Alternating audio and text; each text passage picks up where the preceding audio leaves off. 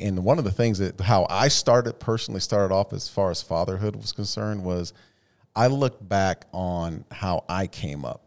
And I always told myself when I became a dad, however the situation was, I was going to be in that my child's life. And I can tell you, like you think that you have a plan. It's like the old Mike Tyson deal. You think you have a plan until you get punched in the mouth. I thought I had a plan. I was going to do this and I was going to do that with my son, and my son being DJ, and I had all these wild plans. And then it was thrust on you like, you got to change Pampers. You know, you have to be, you know, extremely patient. There were so many things that you never prepare yourself for, man. And I made so many mistakes.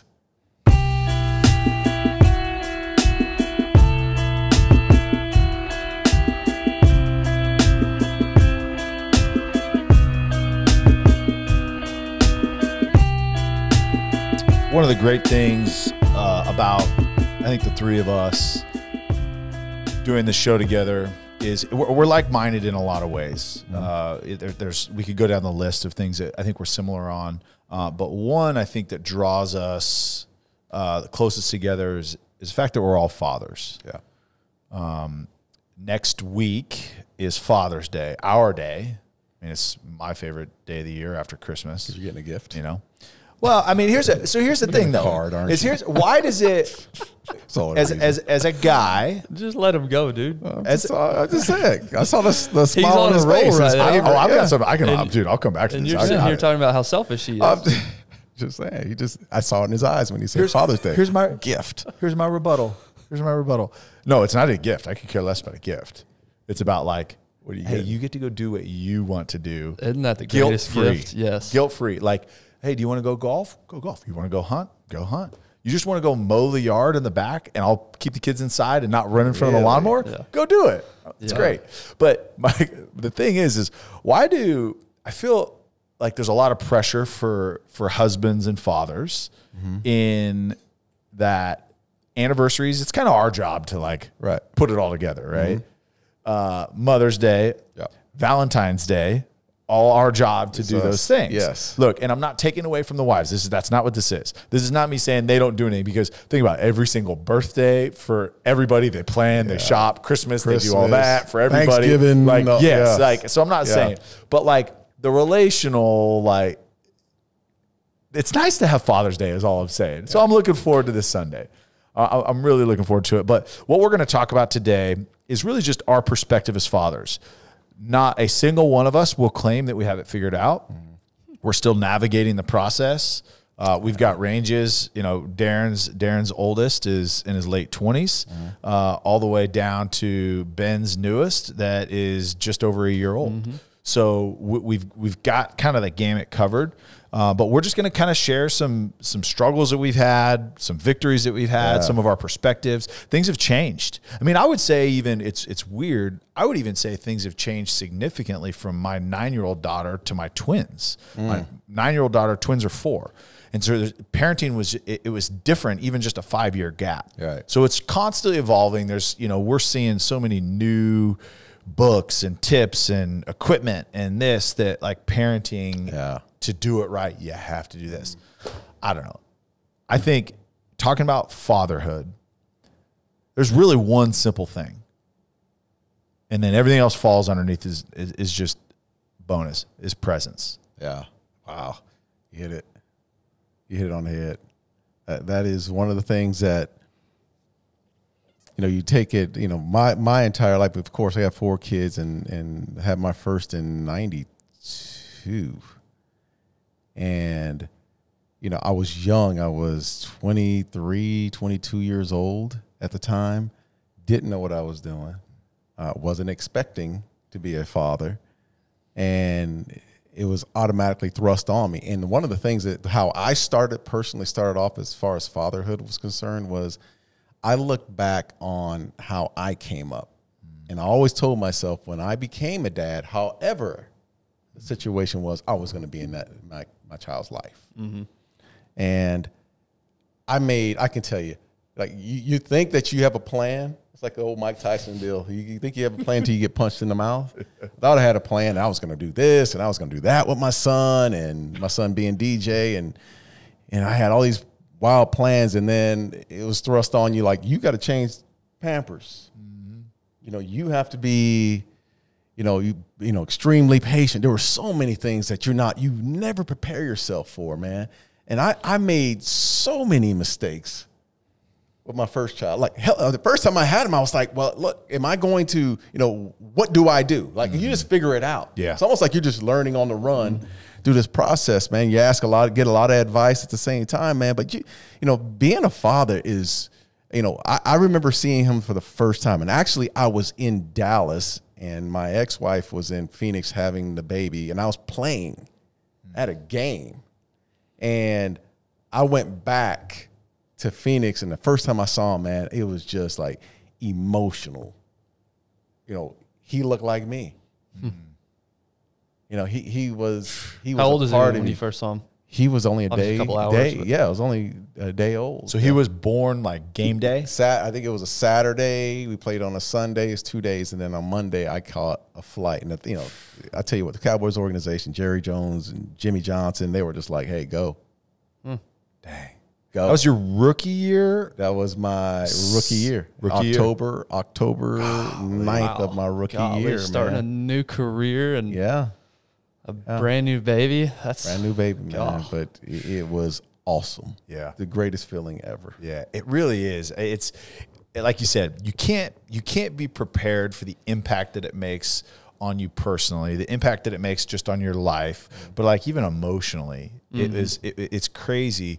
Like our first, Gia, who's 9 now, I had just signed with the Cleveland Browns, like a futures contract to go back to training camp. It was in the middle of the lockout.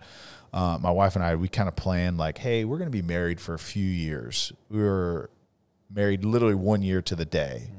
And literally, and so we were like, we're gonna wait a few years. I'm still trying to chase this dream. I haven't made an actual roster yet, but it was a lockout, so I was at home, and like I said, we were preventing. Like there should have been a 0% chance that we got pregnant. Well, my wife had gotten sick, and so she got on a cycle of antibiotics, which I didn't know. Apparently, whatever. But so it was like, I had no expectation at all. Like didn't even think that it was a possibility. And I come home, and I was actually snowboarding, and I get home, and there was this big basket on our counter of the house that we were renting. And I'm like, what's all this like kid stuff? And then I like read the note, and I'm like, wait, what? And I literally had to read the thing like 3 times. Because I'm like, wait. So you had no clue. I had no clue. Yeah. No clue at all. But it was crazy. From the second I actually like realized that, my goodness, I'm about to be a father. Right. Like I can't even figure myself out, let alone manage and help lead another life. And it was the craziest deal. But like you said, it's one of those things that like you're just ready for. Yeah. I mean, you're not ready for. You get ready. Yep. When you're thrown into it, it's just you got to react. Yeah. And you've got to move forward. And your scenario was exactly, I was playing in Chicago. Tiff had the baby in California where we were living. It was home for us, and I caught a plane out that next morning, and my daughter was born 45 minutes later from when I walked into the hospital. Awesome, man. It was crazy timing. And then I was out, right back out 24 hours later. Yeah. But yeah, and then it's great. And I said emotionally, like it changed me, man. It changed wiring. So like you can't tell me that having a child just doesn't do anything to you. I literally like I cry on stuff now that I'm like exactly the same, man. Why am I? You know what the part that's low testosterone. You want to get that? Might be. Goodness, might be. But before I had a child, my mother used to always say, and I had friends that had kids, they'd always say, you don't understand. You won't understand until you have a child. Yeah. Yep. And that is so true, because you can't take on that perspective until once you have that child emotionally. Like I could hear stories about another child going, having to go to the hospital or having medical issues. And dude, the tears are rolling. Yeah. Because I automatically put my child in that position. So tell us a little bit about Coop, man. Tyler, you're pretty spontaneous, aren't you? You're cool with rolling with the punches, and you just kind of go. Well, I thought you were talking about like how the baby was created. Yeah, I'm super spontaneous. And Darren, are you the same somewhat? Yeah, like absolutely. you kind. See, I'm not. I'm horrible at rolling with the punches. If it's not planned, it throws me off my game. So my first son was very planned. We succeeded. I'm so surprised. Yeah, our situation is very opposite of you two. You two were it was a surprise. Yeah. You were married a year. I don't know what your situation was. Wasn't married. Wasn't married at the time. So y'all weren't expecting it. My wife and I, we did have the plan. Hey, we're going to wait 5 years, 4 or 5 years, whatever, and then we're going to have, and we did. So we got married in 2012. We didn't have our son until 2017. So I knew it was coming. Like we had gotten ready for it. Yeah. We had planned it all out. Hey, this is ready. Now, obviously, plans get thrown off if you have trouble getting pregnant. Yeah. Thankfully, we didn't have that issue, but I knew it was coming. There was no surprise. So when she told me, "Hey, I'm pregnant," it was exciting, and you don't really know how it's going to hit you, but I knew it was coming. Yeah. So it wasn't that big of a surprise for me. But I always compare it to, and it may be a dumb analogy, but it's like the Grand Canyon. You can see pictures of the Grand Canyon, and you know it's big, and you know it's immense, and you know it's crazy. But until you actually go and you stand on the rim of the Grand Canyon, you have no idea what you're actually looking at. Right. So I compare fatherhood or parenting the same way. People can tell you how it is and how awesome it is, but until you see that baby for the first time, you can't understand. There's just no way to get it until you. So I'm the same way as you two. It was planned. I knew it was coming. But what I wasn't ready for, what I didn't realize was how emotional it would be the day he was born. Right. Seeing him there. Now, Cooper had a little bit of an issue with breathing. He was purple when he came out. He had a breathing issue. So that was scary. We had doctors running in, nurses coming in and out. So you're emotional for that. You're like, is he going to be okay? It's this helpless little child. Thankfully, he was. But even just sitting there, he's going to be okay. Yeah. Even that's a different emotion. Yeah, and that's like as a father too, right? Like we're wired immediately like, okay, now I need to protect this little human, right? And then because Gia had something that was a little off, like her right leg went completely purple. So like she wasn't getting like blood flowing to her legs or some issue and then the twins were premature. So they were in the NICU for almost, I guess they were only in for 3 weeks, but when as a father, right, I can't do anything to protect them. Like, and it's so out of my hands, but it's funny because we still, even as parents, there's so much that's out of our hands. Yeah. There's so much of the environment, right, that's around our children that they need to experience, that they need to learn how to navigate on their own. But like, it's hard as parents because you want to protect, you want to like save, you want to like just like hug them and never let them go.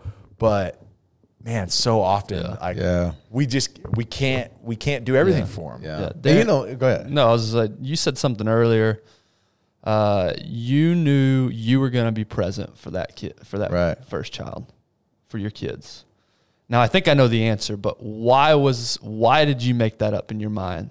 Knowing the way you grew up, why was it so important for you to make sure you were going to be there? Because I grew up on the opposite side. And, I have so many stories on, not having the father in my life. And my mom did a wonderful job, but man, there's so much more to being a father. Like if you had a father in your life, it's just different, man. I mean, moms, and look, I don't want to take anything from moms because there's a lot of single moms that are out there, but there is a calling, like to have a father in your life, just to hear that voice or the masculine side of a voice in the house is different. And to this day, like maybe my father didn't live there, but he was in and out of my life early on, and even today, but was never in the house and wasn't as involved. But I can remember being places and my father being in the same location, and I could hear his voice. And there was just a draw.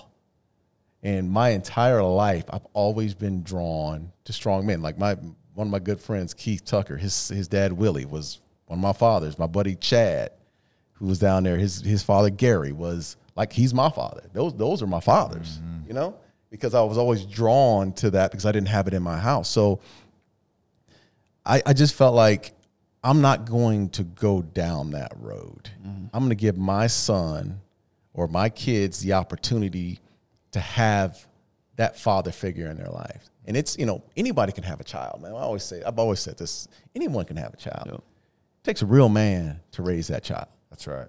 And to be there every single day. And I'm talking not just be there, but be present. Like sometimes the baby's waking up at 2 o'clock, 3 o'clock in the morning. Get up, change the diapers. And I know you don't do that, Ben, but I mean. Actually, I do. But I've even heard stories of men that don't change their kids' diapers, crazy. Man. Like that's your baby. That's your seed. And I've always wanted to be there through that process. Yeah. And let's be honest, it's hard. Yeah. It is, man. It's really hard. There's times that and I'm just going to put it out there because I'm sure most dads have felt this. Like sometimes I just want to escape. Yeah. Like I don't want to be here. Mm. And it takes a real man to continue to push through that. Right. And when you've told your kids for the 17th time that day to pick up the blanket or to pick up their shoes or throw your plate in the trash can. Yeah. And it's I can't handle this anymore, or get in the car 13 times, whatever it may be. Like there's times that it's just like it's exhausting. Yeah. But that to me is the sign of a real man that is committed, is going to persevere through the hard times. Yeah. Persevere whatever the relationship status may be with the child's mother. Mm-hmm. Because we're not saying, hey, it has to be husband and wife in the household here. Like, look, to be a father, that doesn't mean you have to live in the house 100% of the time with them. Mm-hmm. Now, like, you have to be intentional and you have to be present. Yeah. So I think, also too, as a father, and I talk to my dad all the time, and, everybody always says, oh, it's so different. Raising a kid in 2021 is so different than it was, when I grew up. I grew up in the 80s and 90s, right? You grew up in the 30s and 40s. And see how we see? Yeah. The Great Depression was pretty rough. And then when I say something back, you got a problem. How was it living off of potatoes for 4 months at a time? Living off of what? Potatoes. It's a damn shame, man. But I don't know, Ben, there's some things that you brought in that are just interesting about, some of the challenges maybe this time. But you said it before the show is, look, there's some really challenging things about raising kids today, but there's some awesome things about raising today. So we just want to highlight a couple of those. Well, I want to know from you, Darren, you mentioned DJ was born in 92. Yeah. So what was that like in the early 90s? You were a different person. Yeah. So technology was different. Yeah. The world looked different. And we didn't have cell phones, man, when in 92.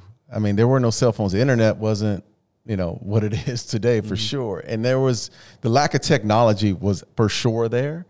There wasn't iPads. You didn't have the capabilities to bring in something that would distract your kids that was from a what digital did you source. Do? What did you colored.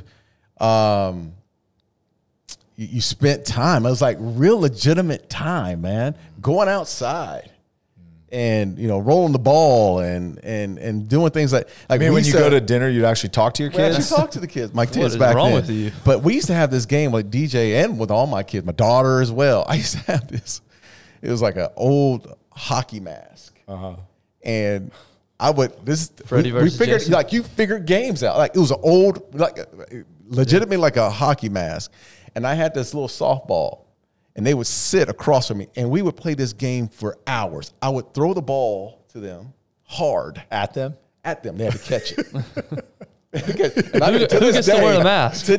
Who's wearing the mask? They're wearing the mask. I'm throwing the ball to them, right? But these are like the littlest games. Like my daughter could tell you, Miranda could tell you, I remember being 3-4 years old and you throwing the ball to me. And I used to make them catch with left hand, right hand. But it was games that you had to come up with little games. You had to be creative. To entertain. Puzzles. All my kids know how to play dominoes. Like we just played these little small games, Monopoly, all the games you could think about playing. That's what we did to buy the time. Well, Tyler, you made the joke, but what about going out to eat? There was no iPad to distract. There you wasn't. Had to sit there and you had to talk there. and you had to feed them and you had to. Yeah. Yes. And I think it was like real parenting at that Like time. you had to actually you manage, really- like when they're like, "Is the food coming yet? Is the food coming?" You actually had a conversation Right. instead of like, "Hey, here's 30 minutes. Just watch the Here's, show." I here's remember- Bluey. Yeah. Here, watch this. Yeah. I remember I almost lost it, man. One time I was with DJ and we were at a restaurant and we had like a little high chair. Yeah. Right. He's sitting in his high chair and we brought the food out and they put the food on the table and we piecemealed it on his little high chair. And he started throwing food on the ground, bro. Like a little tantrum. How old was he? He had to be 2. And I like, I wanted to just go in, man. Like, you ever want to spank your kid in public? Oh, for sure. You know what I mean? yes. Like, Every day? You wouldn't do that at home. Yeah. You wouldn't do that at home because if you did it at home, I'd tear. Like, I was big on, I carried a heavy stick in the house. Like, I'd tear your ass up if you did this. But I couldn't get Hey, him. I don't know if you can say that anymore. I know, I could. I couldn't get him. Statute of limitations. We're good. But I was serious. At that moment, this is how bad it was. I couldn't get him at that moment. And my ex-wife said, "You need to walk outside."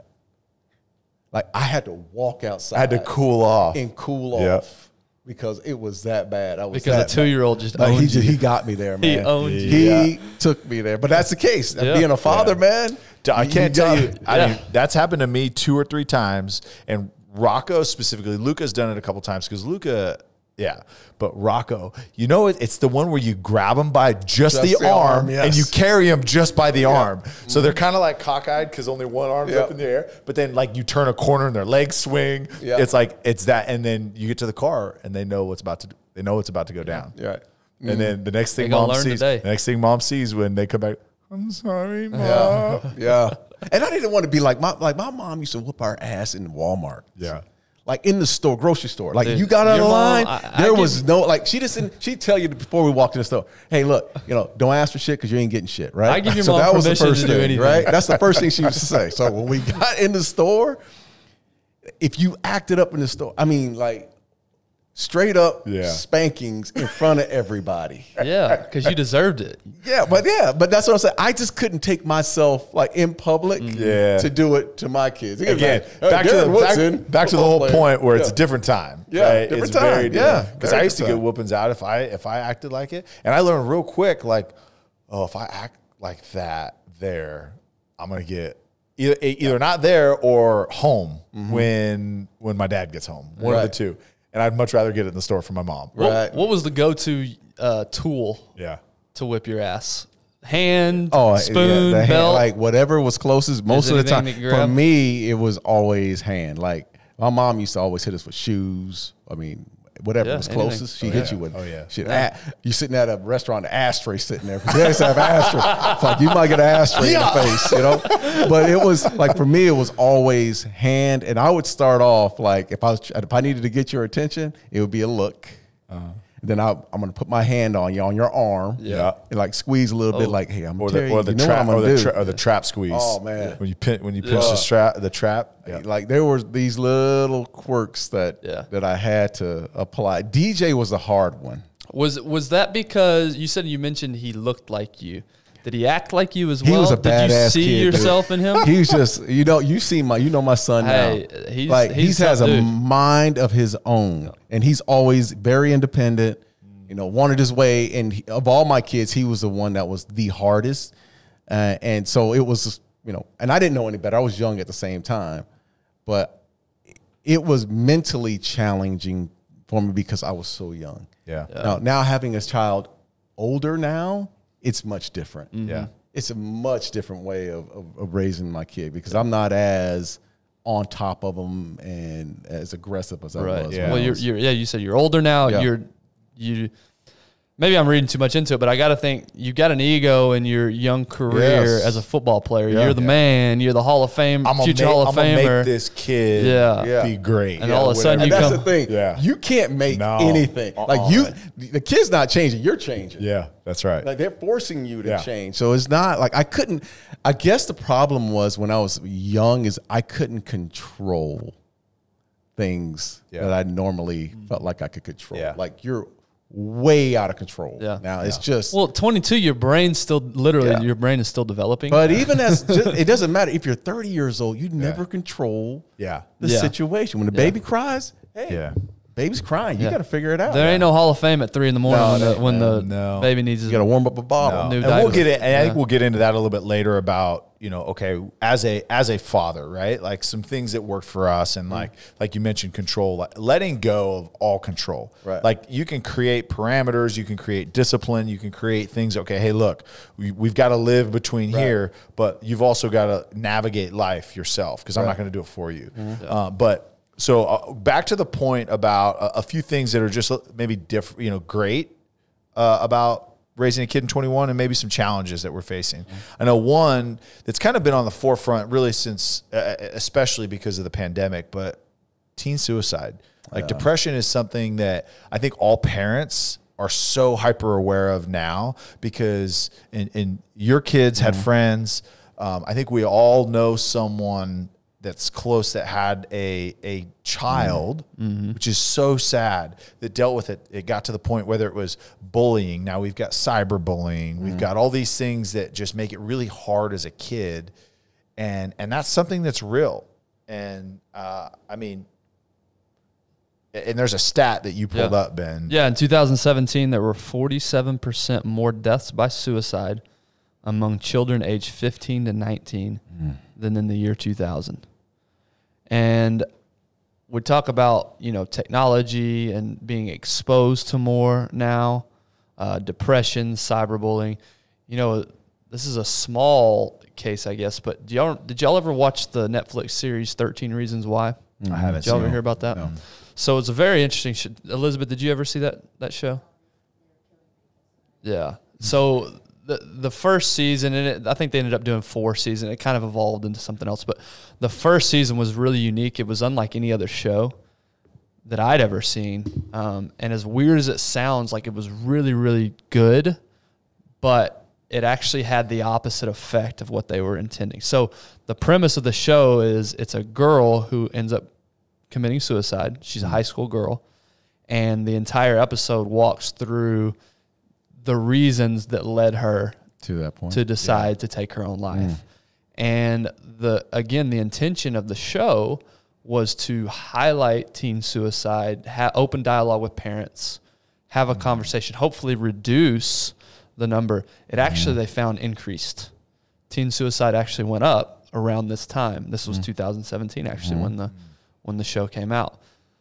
And they think, I mean, there's a couple of reasons why. They think the attention that it draws to suicide, you know, kids, you know, again, you're still developing. You don't know. Right. Yeah. And so you think, oh, I'm going to draw attention to myself. People will finally see me if I try this. And unfortunately, you know, a lot of people were successful. But yeah, so the technology, the teen suicide, these are all things that in 2021 that we're facing, that we're looking at now. Yeah, and the technology side, it's a challenge because it's another thing for the parents to be aware and to monitor, and it feels like it's another job that you've got because it is scary, and there are so many predators out there, and it brings awareness to things that we didn't think. And maybe, and I have this conversation a lot, and maybe because of the access to, pornography, child pornography, all these things that these just evil, dark things, that maybe we have more predators than we did when I was growing up, but also we're more aware of it. Yeah. Right. And there's more platforms for these criminals, you know, whatever you want to call it. There's more access and more platforms for them to use it. So I think as parents, right, like it's another level of worry and stress all the time. And it's a challenge because whether it's a predator or it's one of their classmates, right? It can be equally as damaging through this these social media platforms, in bullying, in self-image issues. I mean, I think of girls, you know, that are 13 to 17 years old that are in high school.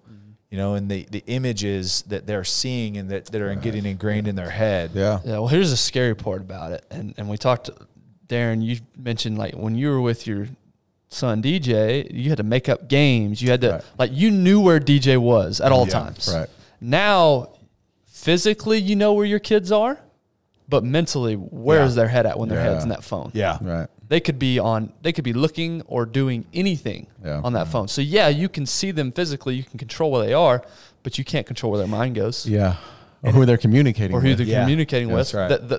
The mind is now so open to so much, literally the entire world. And it's as opposed to back when we were growing. I mean, the internet wasn't even a thing until middle school for me. Yeah, exactly. Yeah. So you talk about porn, like if you wanted to do that, you had to actually go get a magazine to a store and physically get That's it. Right. Now it's just a one click on your Instagram page. Yep. That's right. Yeah.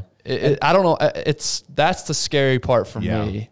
Thinking about my 4-year-old and my 1-year-old is how in the world am I going to be able to stay on top of their and even think mental. about how quickly, right? My 4-year-old, right, can navigate through Apple TV, through Netflix, you can't put any letters together to form a word, but he can figure out how to get to what he wants to on YouTube. Remote, right? And so how early they have access to it, and we're really diligent about not giving them devices and not doing it. But he still knows, right? He still, because they get it sometimes, but it's just a challenge. The other challenge I feel like is let me be very careful when I say it's a challenge. It's a challenge because I think parents are more worker oriented, right? It's career.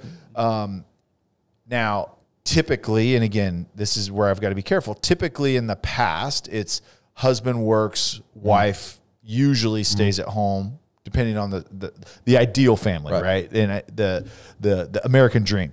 Well, that's not the case anymore. Right. And the household is equally equally invested into the income and equally invested. I mean, like me and Tiff. You and Tiff. Yeah. I mean, Whit taught for forever, right? And then it's like, it's something that's amazing because women in the workforce has only increased what we are capable of. But the challenge with it is that now we have more often than not daycare, nannies, other people raising your other kids. people spending a majority of the time. Now, okay, I get home, I'm exhausted at 6 o'clock when I get home, and then we do dinner, and then I'm ready to put you to bed. Like that's a challenge. I mean, that is a challenge. That's a real challenge that parents have because both mother and father are professionals and they're striving for more. Yeah, I definitely see that. I think,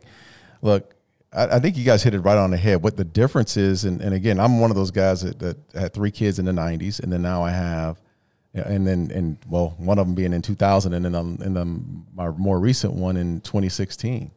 Like, it is totally different. As I said, 2000, 2016, just because it was the same 2000. Totally different. Yeah, because just go listen to music from 2000 versus and that's another thing. Like, entertainment has changed. Entertainment is right in your face. Yeah. You can't, if you're watching TV, man, it's hard to watch commercials sometimes with your 5-year-old sitting there because it gets extreme. Right. You know? So there's so much that's out there that, and Ben, you hit it. It's just so much out there that can be in your face. Now it's up to us to decide how much we want to control those measures. Well, and there's the dangerous thing. We're spending time highlighting the technology and how it's affecting our kids. What about affecting us? Yeah. How many times have you sat on your couch watching TV and just lost in your phone? Yeah. So we're not immune to it as the parent. So it's a challenge from both angles. The kids being challenged with it, and now as parents are being challenged with it. The other thing about, Tyler, you touched on work.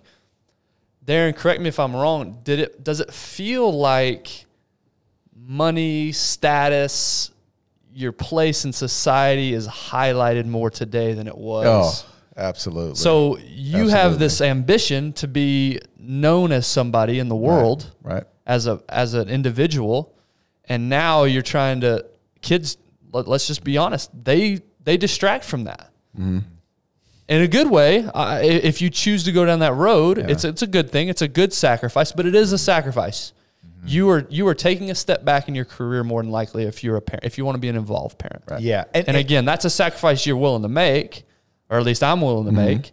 But just know if status and trying to be the man or the woman, that's a harder issue today now too, because you're comparing yourself to everybody else. And how does that translate to kids? And that's what's scariest to me is that I very clearly, who daddy is talking to is more important than what you have to say right now. Right. And this is something that I really do struggle with. And I've been trying to be intentional about it, but it's really hard to put the email down when your kids are having a conversation with you, but a client or a prospect shoots you an email. Oh, I got to get this. Oh, just hold on. Your kid now says whoever daddy's talking to is more important than me. And then that's reaffirmed over and over and over and over because we have so much access. Or that social media feed that mommy or daddy is going through is more important than me. And that's one of the, to me, that's the biggest challenge that we've got to make sure we combat as parents now is to make sure that, look, it's amazing that both parents are working. I think that's great. But when we are home and when we are with our kids, we have to be present. Yeah. We've talked about it on the show. This isn't the first time we've talked about this. Yeah, just different angle. Yeah, and we said it earlier. Be intentional about it. Like go out of your way to make days like date nights, even with your wife. But just having days where you can just spend individually with your kids. Yeah. You know what, Darren? You say that it's funny. We were actually on the Choctaw website over the weekend. Planning a getaway at Choctaw. No, you didn't. Absolutely. So what, are you going to the spa at Choctaw? I don't know if I'm going to do that. I'll probably let her do that. But dude, I don't know if you guys know the summer lineup for them is unbelievable with entertainment. Killer. The musicians they got coming. They've got, what's the guy, Iglesias, the big Hispanic comedian. Iglesias? No. Bro, you just dated yourself. Dude. Julio Iglesias. That's Enrique's dad. You know Enrique's dad. What is Enrique Iglesias. Julio was the original though, right? Yeah. Julio, Julio may have walked out there or rolled on out there. Got him You're some talking time. about the comedian. I'm talking about the huge comedian. Hispanic comedian. Lopez. George Lopez. No, dude, what year is this? George Lopez hasn't been relevant since 2005. George Lopez just put another video out, man. Just put a new stand-up out. I'm looking it up right now. Yeah, this is embarrassing that you're naming a. But who is this? Keep going, Tyler. But point being, I mean, from a concert list perspective, George like Lopez, musicians. I mean, you got Miranda Lambert, Gabriel Iglesias, Gabriel Iglesias, whatever you call himself. Okay, was that Enrique's son or something? No, who was that? Completely. Remember, Enrique's the one with the mole right here. You know who Enrique is. This is Gabriel Iglesias. Julio's his dad. He's a comedian. Okay. He's a comedian. Yeah, totally different. Totally different. I said comedian 6 times. No, you said singer. But point being is like, if anybody is coming to the Metroplex, they're grabbing them. Like they're going there. And you mentioned the venue there is unbelievable. Man, look, you walk in that venue and it is there. I've never, and we're talking about, Choctaw Casino Resort. You walk in the concert venue and you are on top. Yeah. Of it, and there's not a place in that room where you can hide. Like you're on top of it, and I can tell you the entertainers that have been there and performed there, they'll tell you it is the best spot to perform. Abilene's finest, Abilene's own. Aaron Watson's going to be. Aaron Watson. So really, like, you need to go watch some Aaron Watson. My two favorite artists. My two favorite, like my kids know almost every song by Aaron Watson, but my other favorite artist is Whiskey Myers. They're both playing up there. Dude, and I saw Whiskey Myers at Billy Bob's. I cannot wait to see them up there. The lineup's unreal. We got to get some of these people on the podcast too. I don't know who we need to talk to for that, but point is, we got the point is, and husbands, fathers, earmuffs right now, wives. Here I'm talking. You have another week to go out and get some tickets to one of these shows. Book a stay in the Vegas style resort that's gonna blow your mind when y'all see it up there. It doesn't feel like it belongs in the Metroplex. This is like Vegas style. Yeah. Go take your husband up there. Give him correction. It doesn't belong in Oklahoma. No offense to you Oklahomans. No, look at you taking a shot. I was trying to be PC. I was like, doesn't belong in the area. I was like, I saw a picture the other day. And it like zeroed in on the Oklahoma Panhandle, and it said, "What even happens here?" That's a good question. That is a great question. But point being is Choctaw Resort and Casino. It is unbelievable. Make sure that you are up there this summer. Part of the grand opening of the whole new edition, renovation, but go see a show. Man, we've been talking about the spa. I've been talking to the wife about the spa forever. And Ben, if I could tell you something. Kick your feet up. Get your toenails done. If you're going to go to Choctaw Resort and Casino, you got to go to the spa. All right, I'm in. All right. Have you ever had a pedicure? Yes. Have you? And a manicure. Okay, that's another conversation. Yeah, another show. Well, we talked a lot of negatives in 2021, and we could go on all day. But what are some of the positives? We talk about technology that can be seen as a negative. You could spin that. Yeah. Think about the access we have and our kids have to anything they want. If that's channeled in the right direction, imagine the power literally on their iPhone. Hey, if channeled correctly. Right. Real story is I'm the smartest guy on the planet. Like my kids think, oh my gosh, Daddy is so smart. Figured out, yeah. He is so smart. Because like I'd ask my dad questions, right? Like, hey, Dad, what's the largest lake in the world?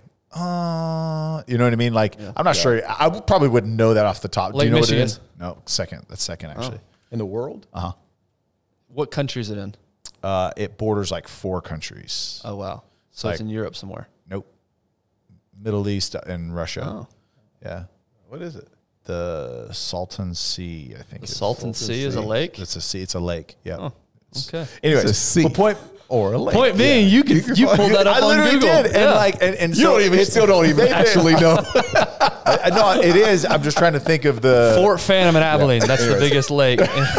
but yeah. So the things that we can do, and I know like Tiffany did homeschool this last year, and she never would have thought that she'd be like a homeschool teacher, but because of the resources that she has, she was able to teach all 4 of our kids everything they needed to know, and the resources that are at our fingertips, it can make our life better and easier as long as we're not relying on just that. Yeah. Right. As long as we are using those tidbits that we can gather really quickly, and then actually having the conversation with our child. Think about business opportunities. What just happened over the weekend? When we're recording this, it happened yesterday, but Logan Paul versus Floyd Mayweather. Oh, yeah. Logan Paul is a multi-millionaire based off of YouTube. I don't know if I would classify that as a positive as parenting. And it can be a positive. It can be a negative, but it can be a positive. Think about the business opportunities you now have because of the internet, because of YouTube. That's right. You can start a business well, look at online. the pandemic showed that, right? Like now the technology, you don't have to be in the city that you work in. I mean, yeah, like you said, social media YouTube is just a tool. It can be used positively or negatively. So it just depends on how you use it. But the opportunity to create something, you don't need. I'm still an advocate for going to university. I think there's so many ancillary benefits for being that 4 years of my life, 5.5 for me. But I think there's a lot of positives to it. But I totally get the argument of you don't need college anymore. Yeah. Start your own business at 18. Yeah. Look what you can do by 23. Yeah, you're right. Access to as much information as you possibly want it's right there at your fingertips. Now, you know, how you get there is one thing, but again, I think technology has grown in the sense of, you know, if you apply it the right way, if it's information that you're looking for, like I've seen people when we've watched this just as influencers, young kids who just channeled it the right way and said, okay, I want to start my own business. And they took advantage of it. Yeah. That's what's different, because you're seeing a much younger generation acquire wealth. Yeah. In the 90s, it wasn't that way. Right. Ryan, sorry. I was going to say back to the education. I think we have changed our mindset on what university really means. And again, I'm with you because I think that there's an experience and network that you get from going to school, going to college specifically, that you can't replicate. Right. But also, our parents, hey, you got to go to college. You have to go to college. Yeah. Like, because if you It wanna wasn't be, even a question if you want to to be me, successful, thankfully. if you want to be successful, you have to go to college. Now, I think the mindset shift, it has been, okay, hey, it's not about that. It's about educating yourselves in the right areas and following something. And it doesn't take sitting in front of a lecture hall, listening to a professor speak, 3 classes a day for 5 years. It's really, okay, look, educate yourself in something that you're passionate about and that you can excel in. And we're talking to somebody that just obviously she just got her, you know what though, master's, I don't want to go off topic here, but you just said something that really stuck with me. And it was, your parents said that there was no option. You were going to college, right? Well, to be successful. To be successful, right? That was the mentality, was you have to go to school if you want to make anything. But in you your life. just said something that really stuck with me. Your parents, they instilled that in you, right? To go to college. You know how many people that I know that were raised by just their mom, whose mom was just in survival mode every single day, working 2 jobs, trying to get, food on the table, doing all the little things. College was not a conversation piece. A topic of conversation. Yeah. Now, and that's how it applies to, your circumstances. If you're of some kind of wealth, or if you're just a middle class, and you have your mother and father, there's a balance there, right? Yeah. There is a true balance. Maybe the father is a guy who works every day, doesn't even think about the education. But then if you had the mom in the house, maybe she's thinking about education, or vice versa, right? Yeah. You have 2 that can apply. When one's dropping, the other one can pick them up, right? Yeah. When I came from a single parent household without a father. Yeah. And it wasn't so much about going to college. It was, let's get through high school. Yeah. Mm-hmm. Yeah. And we're having these conversations about being fathers and being dads. These are the type of conversations that fathers who are involved need to be having with their kids, need to be taking them to North Texas or a school in California, just as a high schooler, to show them that there's more to life than just where we live. This is where you're going. Here's the game plan. And you know what I mean? There's more to it as far as being a mom and dad, as far as just being present. No, this is a learning experience as well. Well, you said, if you're in survival mode, you're not telling your kid, go to school, just get through high school. The great thing about technology today is now it's giving that kid the opportunity to make something of their life, or to see it. You go to YouTube, whatever. It's now that opportunity like never before. Did you guys see the video of the dad? It was it's graduation right now. It was this dad, his kid graduated, first person in their family to graduate high school. And then when they announced high school or college? High school. I think it was high school. When they announced the kid's name on stage, they do that for the diploma. The dad stands up and is literally dancing and screaming and yelling and running up and down the aisle. It was the coolest thing. That's awesome. Kind of a side tip, but it was the coolest thing to see how much that meant to that dad. That's right. To see his kid graduate. Yeah, that's awesome. And so we talk about education and college is the only way, and you got to graduate, and you do. The stats are clear still to this day. A high school educated person is going to do better in life than a non-high school educated person. Right. But once you get past that, college isn't the only avenue anymore. That's right. That's right. There's a lot of different ways you can go nowadays. Yeah, and so kind of, I guess, maybe somewhat of a transition a little bit on this last topic of benefits of being a parent now, and then also the benefits of a present father, and some things that we've learned as fathers that, hey, maybe share something that's worked for us, some of the things that we struggled with. But one of the things, and I'll start with the benefit of 21, I feel like we are aware as a culture and that there's not as much of a defined role in the household, where like the mother and wife, she does the dishes, she does the cooking, she does this, she does that.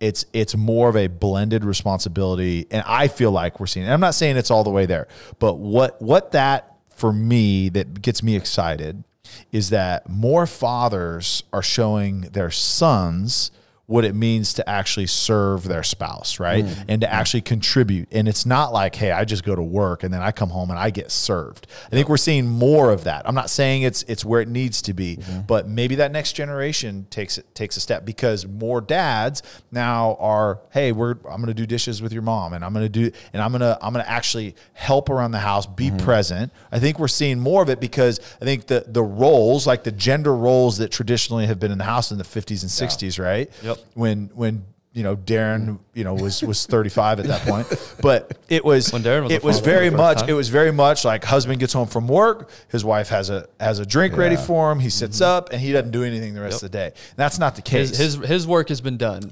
By bringing home the bacon. That's right. Yeah. Whereas now I feel like we have an opportunity as fathers to raise more servant leaders, and that just starts as simple as doing stuff in the house. That's something my dad did. One of the best things he ever did was, he was that dad. He worked all day long. He would come home. The first thing he would always do is he would go change out of his work clothes. He would come out and we would go out and play. Yeah. That was the first thing we did. Didn't matter how tired he was. Didn't matter how beat down. Yeah. He came home. He changed clothes. It was intentional. That's awesome. He knew my mom had been struggling all day long with 4 boys. Give her a break. And then after dinner, Tyler, you mentioned it. It seems small, but it's not. He would wash the dishes.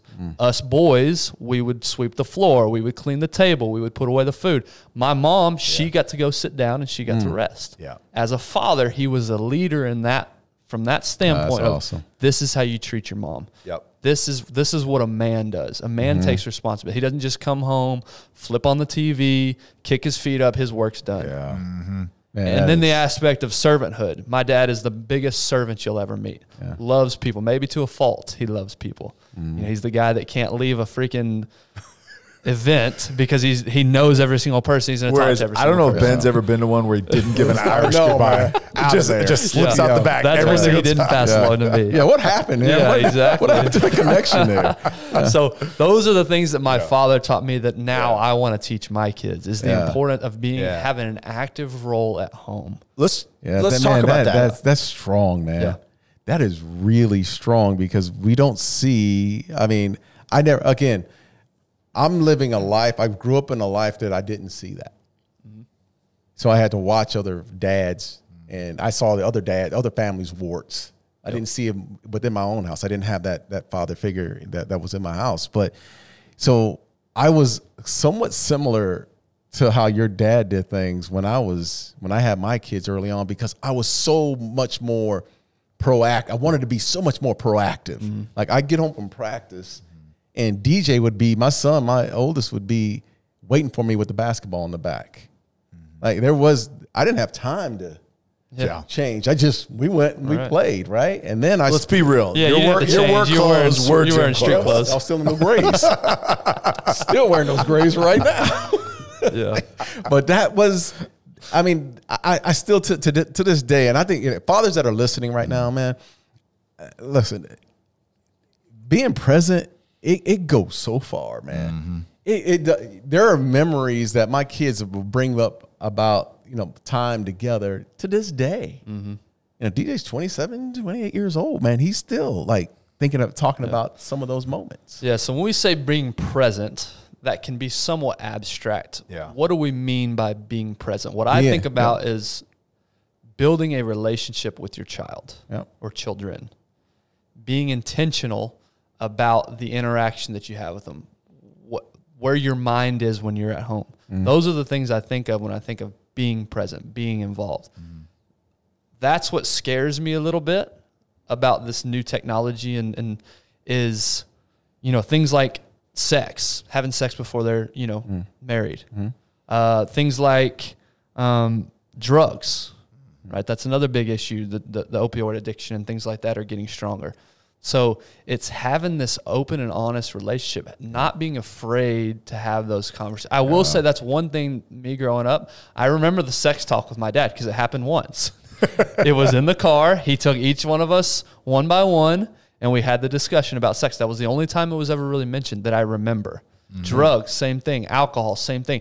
It was kind of taboo to talk about. And I think, and I could be totally wrong about this, I think we're going to have to open up those avenues a lot sooner in our children's lives. Absolutely. Because it's just not the way it was anymore where they're exposed earlier. Exactly. They're exposed way earlier. And you just said it, man. I think most of it is, I personally feel like my kids are, I don't want my kids are not my friends. They're not. I'm their father. Point blank, period. But I need to, and as fathers and mothers, one of the things we need to do is take away the pride and the fact that I never did this back when I was your age. That's bull crap, because we all have done something stupid. Right? Be honest with them. And just be honest. Like, look, I think those are my most vulnerable moments with my kids are when I tell them about the mistakes that I've made. And I go down that line, and then they can relate to some of the mistakes that they're. And all I'm trying to tell them is, hey, listen, there are potholes out there that I ran into. I don't want you to run into these potholes, right? Those just simple conversations. True. Just go so far. It goes so far in a relationship. Honest discussions about because that was another thing. I saw my dad as this elite, like he's not really even human almost.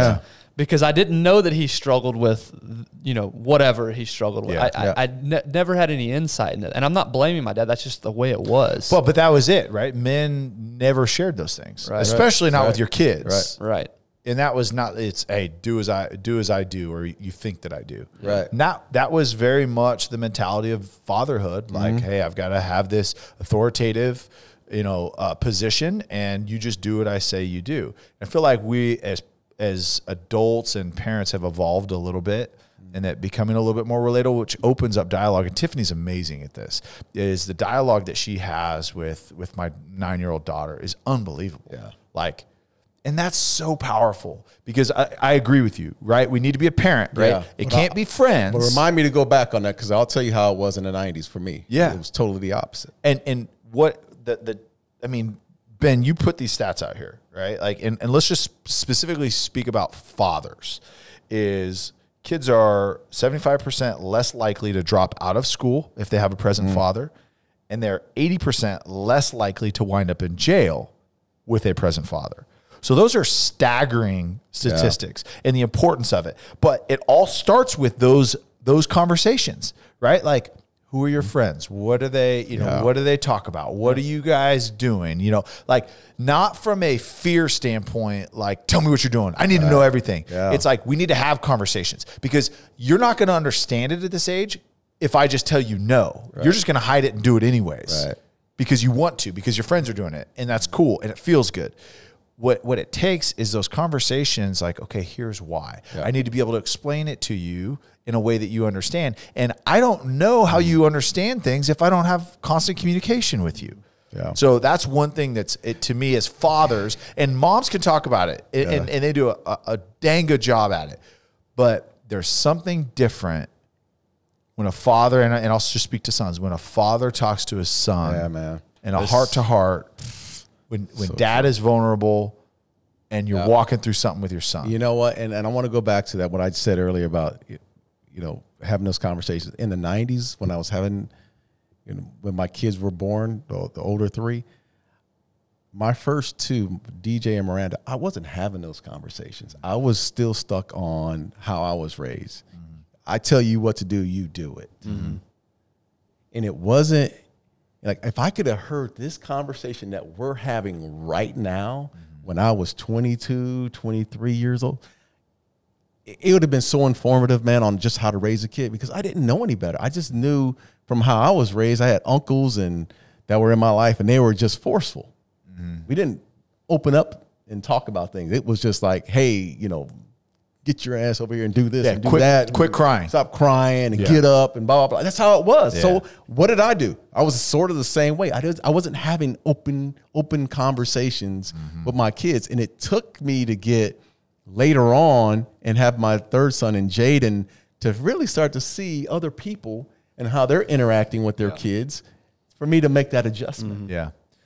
Well, and I think, too, as parents, we struggle with the delusion or the illusion that our kids, that's not my kid. Right. Right? I mean, think about it. Your kid is the most beautiful baby on the planet. There are some ugly ass kids out there. Yeah. And those parents don't think that their kids are ugly. Yeah. Hey, there are some badass kids out there that their parents don't think that they have the bad kids. Guess what? You have the bad kids. Yeah. Like, it's okay. But we have to get this delusional mentality that it's not going to happen to our kids. Yeah. Because guess what? If you're not having these conversations, if you're not being present, if you're not leading your kids in the right direction, then yes, your kid is just as susceptible as a kid in South Central LA. Yeah. Is just as susceptible as Bronx, New York, whatever it is. So get it out of your mind. Oh, it's not my kid. My kid can't. Yeah. No, you know what? Your kid is the same as the other kid that's being raised in a no-parent household or a single-parent household, because you're not present either. Yeah. So get over the fact that your kid is not going to be the one that's going to end up a bad You ever had kid. that conversation with people where I had a conversation one time, I'm not going to name my kid because he'll be upset with me.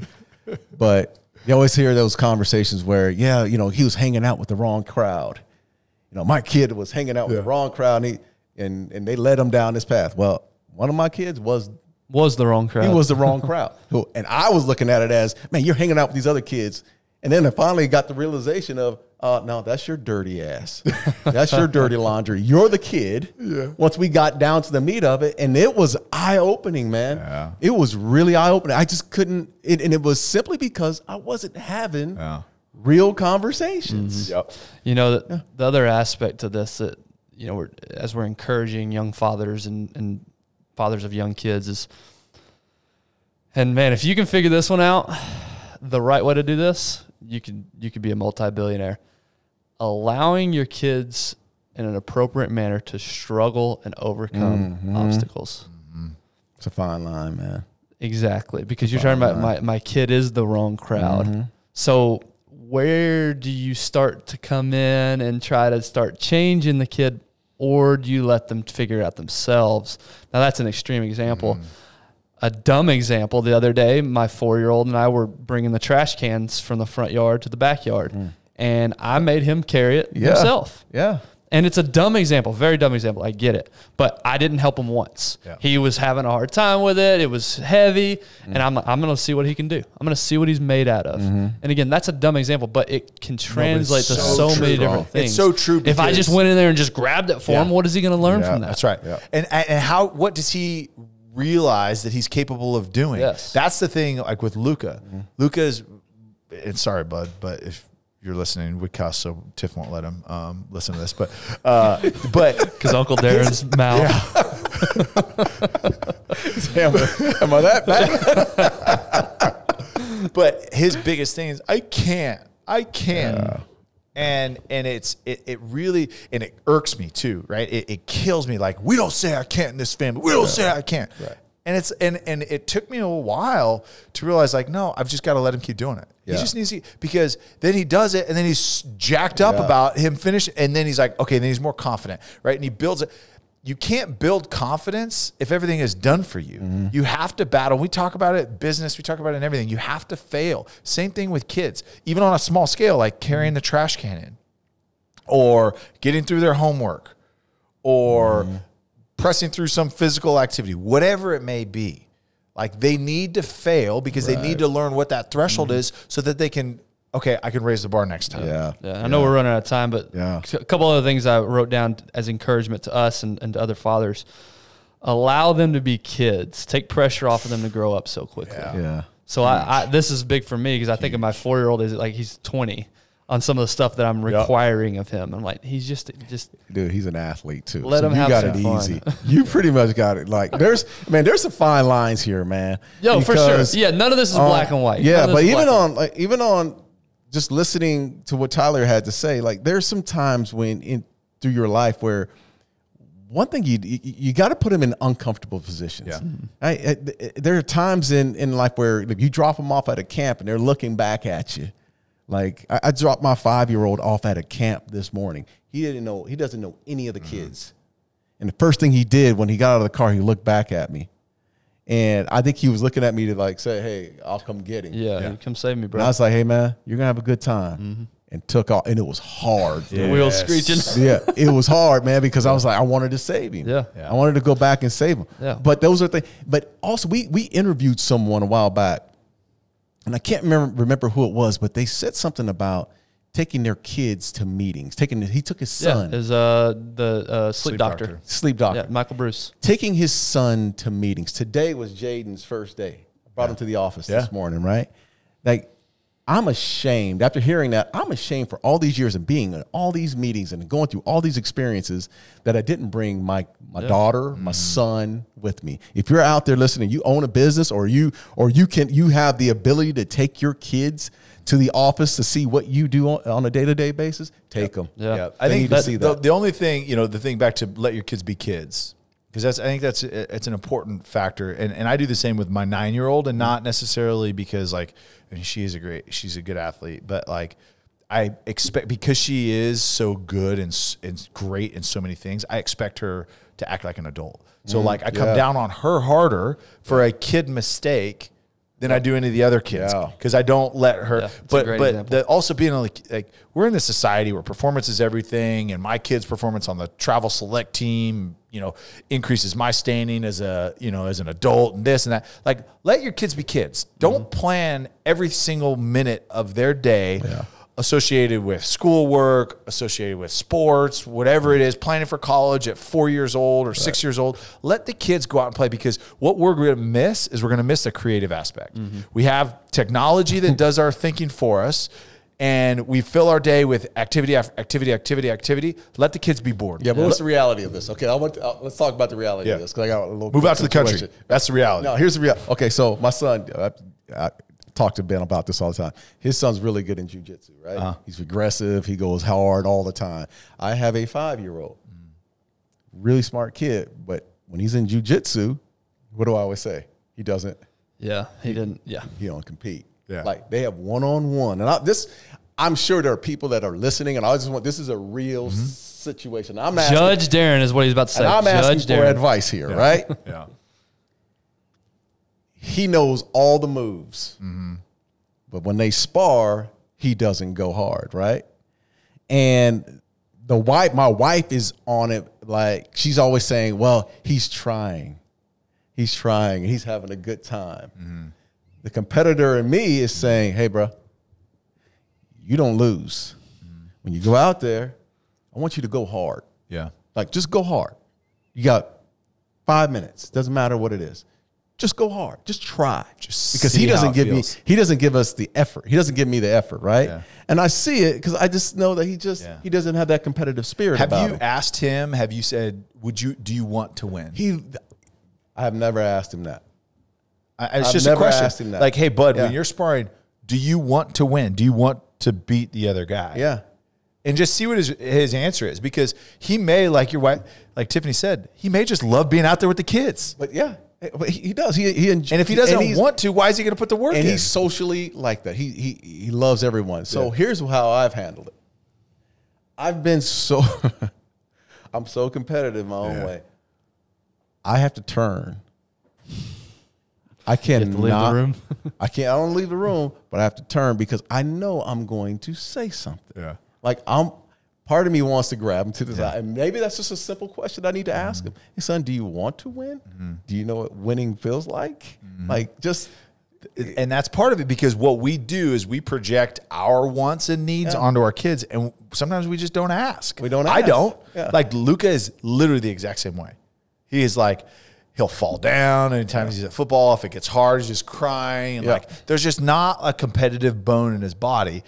And it's like, buddy, do you want to get better? Right. Like, do you want to play football and compete with the other kids? Right. And I haven't asked him that either. Right. Like, I mean, I have, but more of a condescending way.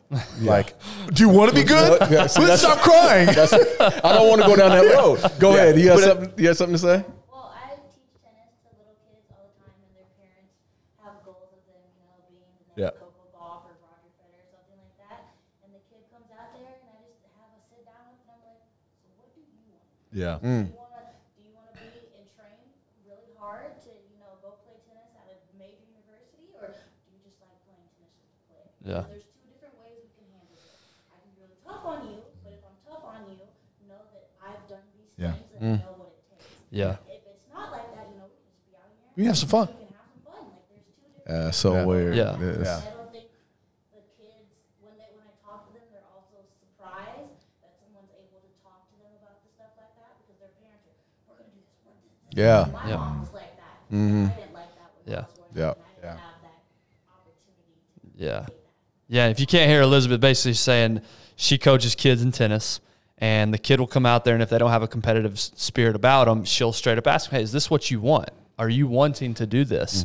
And which leads exactly perfectly into another thing that I wrote down. Don't force your will or desire upon them. Let them pursue their passions, not yours. Now, that one I can foresee is going to be a big struggle for me, because athletics was such a big part of my life. Now, my oldest son, he is a good athlete. He's going to be into sports. He's always wanted. I've never once told him, hey, let's go play something. He's always asking me. So not going to be an issue in that standpoint with him. My younger son, he's only 1. I have no idea what he's going to be into. But if he's not into sports, it's going to be very easy for me to neglect him's not the right word, but maybe favor. Disown? Was it disown? Was that the word? Send his ass to somebody else. No, but it's the tendency is going to be maybe to favor my other son because he's doing things that I'm interested in.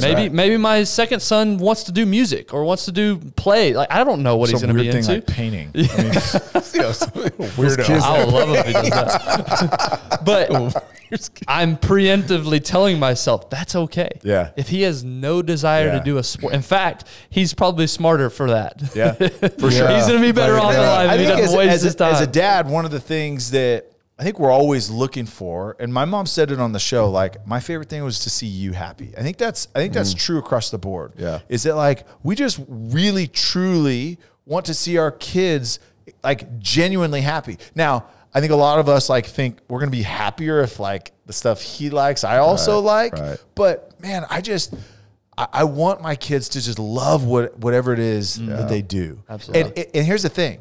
Is think about how many kids played high school football, and they maybe had the ability, but their just heart wasn't in it. If they're pursuing something because you tell them to, they're never going to be any good at it. Right. They're never.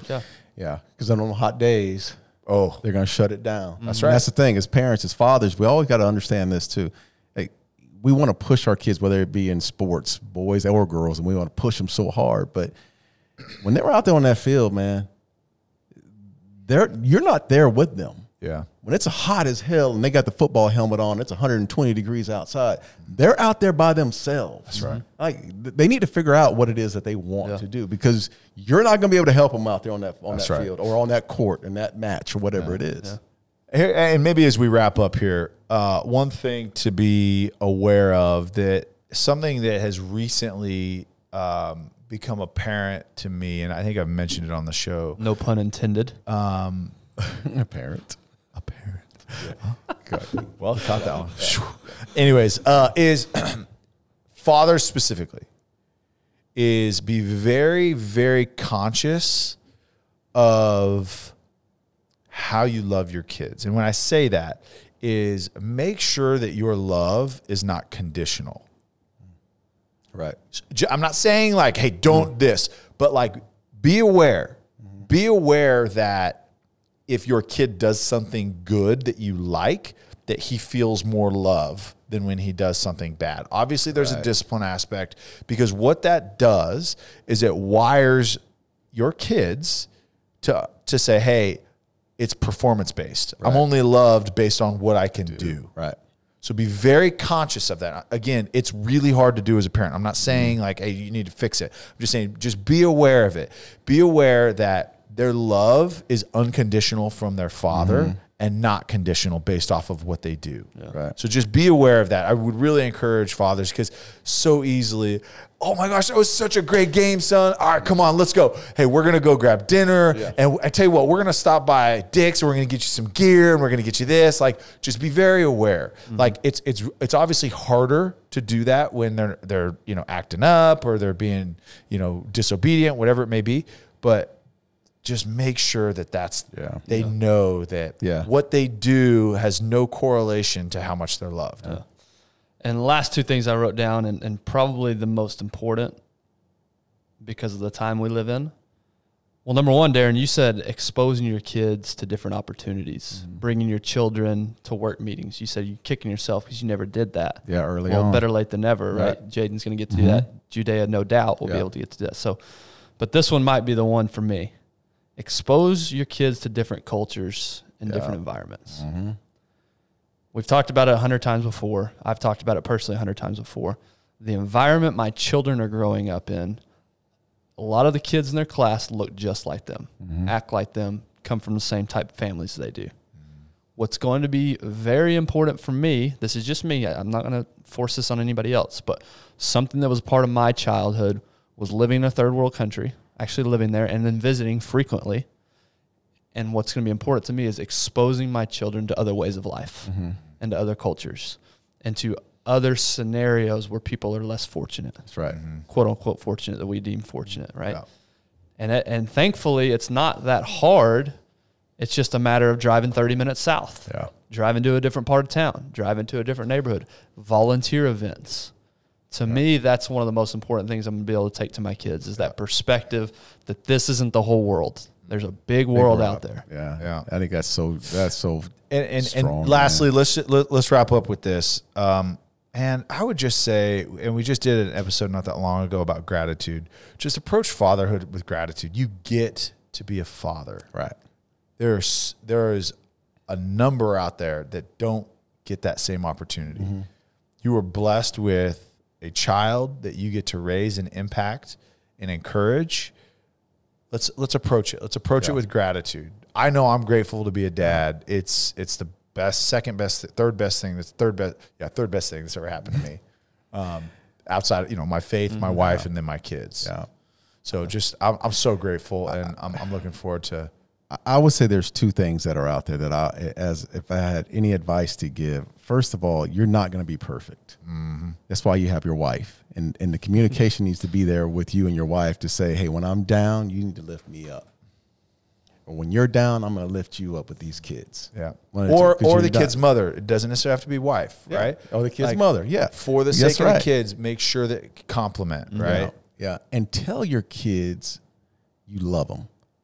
Like, legitimately, without any conditions, it's unconditional love. When was the first time a male told you that? Like, oh man,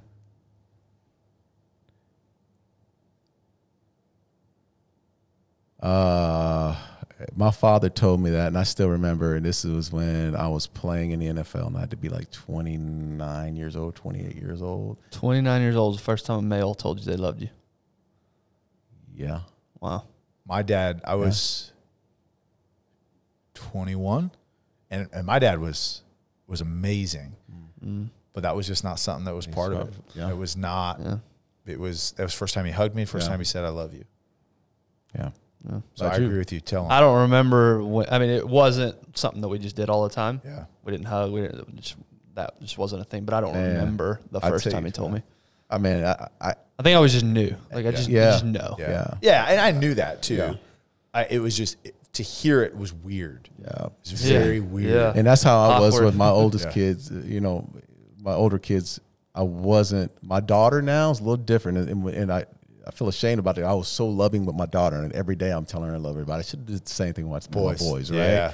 And now I've learned just through maturity and watching and experience. Now with this second go around with my 5-year-old, I'm so different. Mm-hmm. Like I'm pouring love into him, telling him every day I love him, trying to be intentional with my time. I've learned. I've gone through those processes, and I learned so much. You know what helped? You married an Italian. An Italian?